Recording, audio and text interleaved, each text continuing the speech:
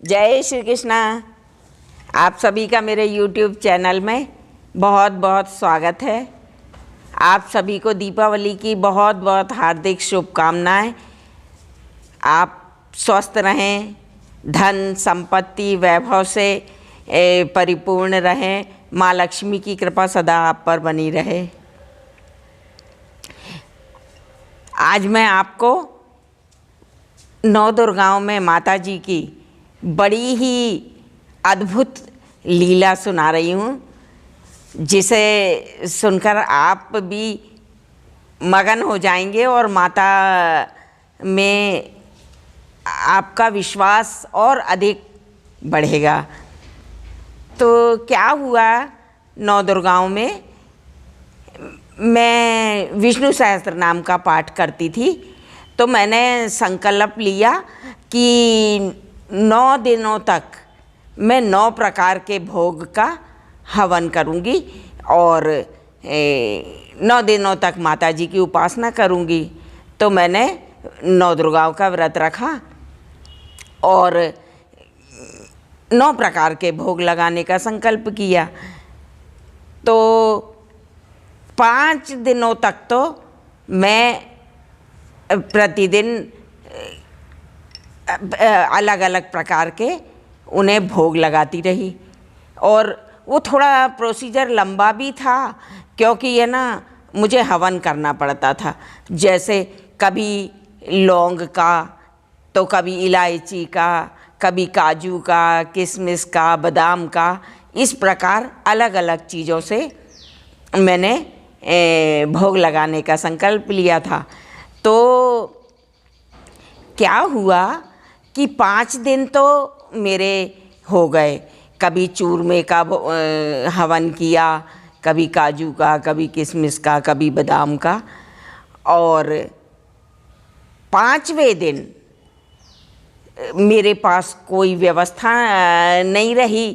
वो व्यवस्था मेरी क्या, वो तो माता जी की ही कुछ लीला थी। तो उस समय क्या होता था कि मुझे 3:30 पौने 4 बजे चौकीदार आवाज़ देता था और मैं उठ जाती थी। और उसके बाद में स्नान ध्यान करने के बाद में माता की पूजन करती थी और उसी में फिर मैं भोग लगाती थी।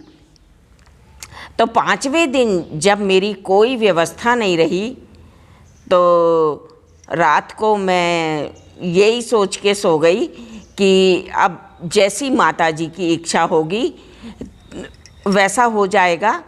तो भाई अब रात बीती, रात हुई, तो चौकीदार के साथ में इतनी अद्भुत लीला हुई।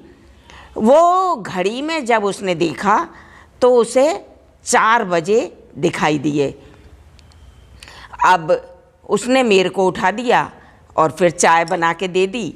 तो मैंने चाय पी और मैं उठ गई।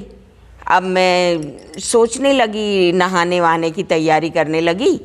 तो जब उसने, चौकीदार ने उस समय फिर घड़ी देखी, तो उस समय रात्रि के 2 बज रहे थे। इतने आश्चर्य की बात कि जो जगा हुआ चौकीदार और चौकीदारी कर रहा, उसे घड़ी देखने में कैसे मिस्टेक हो गई। तो वो फिर से मेरे पास आया और बोलने लगा, मैडम जी सॉरी, मेरे से गलती हो गई। मैंने आपको 4 बजे की जगह 2 बजे ही जगा दिया। तो मैंने कहा कि चलो कोई बात नहीं, अब जैसी माँ की इच्छा वैसा हो गया, अब मैं कर लेती हूँ अपनी तैयारी। तो अब व्यवस्था तो थी नहीं उस दिन कुछ भी भोग लगाने की और हवन करने की। तो मैं अपनी नहाने धोने की तैयारी करने लगी और एकदम मुझे आवाज़ आई कि अब इतनी जल्दी उठी गई हो तो भोग की तैयारी कर लो, कुछ भी भोग लगा लो। क्यों अपना व्रत खंडित कर रही हो? अब मैंने मन में सोचा कि क्या लगाऊं, तो फिर आवाज़ आई, आटा माड़ के और चूरमे के लड्डू बना लो, कंडे रखे ही हुए हैं और उस पे अच्छे रुए सिक जाएंगे। रुए मीन्स वो मोटे मोटे रोटी जैसे वो सेक के।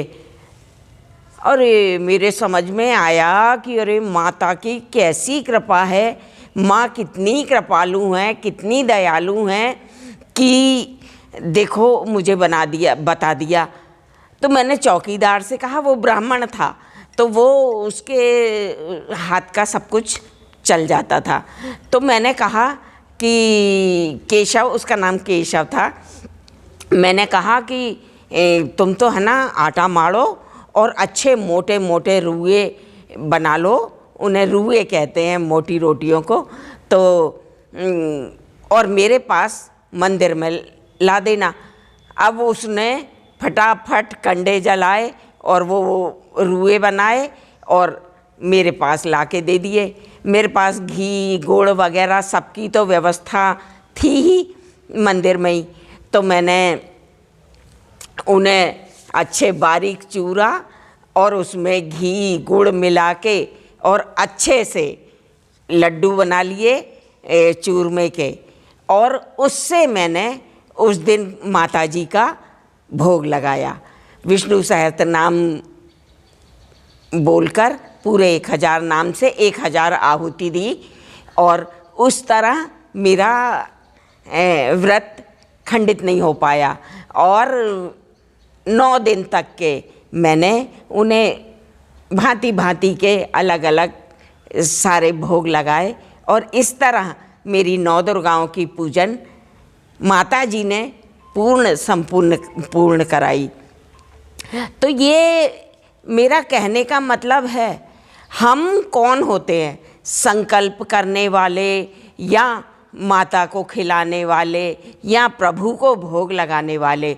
वो तो सब उनकी ही महिमा होती है कि हमें ये सोचना चाहिए कि हम अगर कुछ कर पा रहे हैं, प्रभु के लिए कुछ कर रहे हैं, तो वो उन्हीं की इच्छा और उन्हीं की कृपा से हो रहा है।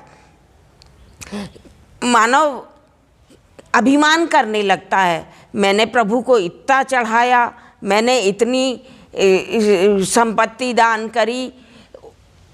हम बता रहे हैं कि अगर प्रभु की इच्छा नहीं है तो एक चावल का दाना, और दूसरी चीज़ें तो बहुत बड़ी हैं, मगर एक चावल का दाना भी प्रभु को समर्पित करना बहुत मुश्किल काम है। तो इस तरह प्रभु की महिमा, माता जी की महिमा मेरे साथ होती रहती हैं और मुझे आप लोगों को सुनाने में बहुत आनंद आता है, इसीलिए मैं ये अनुभूतियाँ बताती हूँ। अगर आपको अच्छी लगी हो तो आप कमेंट बॉक्स में ज़रूर मेरे को बताएं और मेरे चैनल को सब्सक्राइब करके लाइक करें, ताकि मेरे हर वीडियो आप लोगों को समय से प्राप्त हो सके। जय श्री कृष्णा, जय श्री कृष्णा।